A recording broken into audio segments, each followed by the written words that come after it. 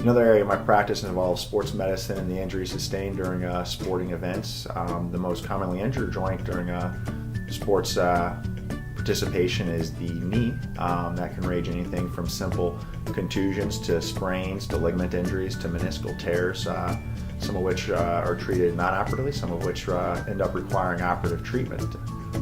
Most people, when they injure their knee, they're worried that they, quote, blew out their knee and they're going to need a major surgery. That's the less common outcome of it. More commonly, it's something that we can treat non-operatively or potentially with outpatient surgery.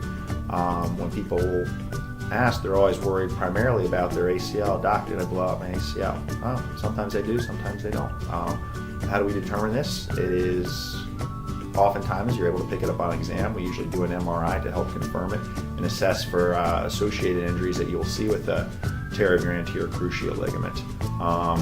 What's the importance of the anterior cruciate ligament? It helps provide stability to the knee, particularly keep the tibia from sliding forward relative to the femur. Where that's important is in planting and pivoting sports such as tennis, basketball, and soccer are probably the big three.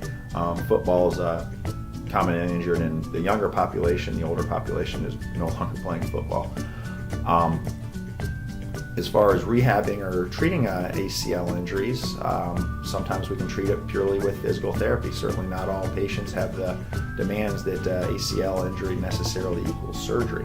Depending on what sports they enjoy, their age, and their desired activity level, oftentimes we can treat it non-operatively. Certainly in the younger, more active population, the most common way of treating it is with surgery. It's typically an outpatient surgery where we are reconstructing rather than repairing the ligament.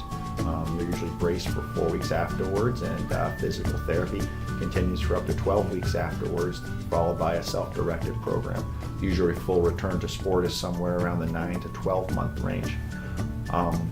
Associated injuries with ACL injuries can be meniscal. An isolated meniscus injury is actually the most common injury to the knee requiring orthopedic surgery. The meniscus is fibrocartilage within the knee that helps cushion and support the knee and is usually injured from a direct blow or twisting injury. It's common to get a degenerative tear of your meniscus as you age as well.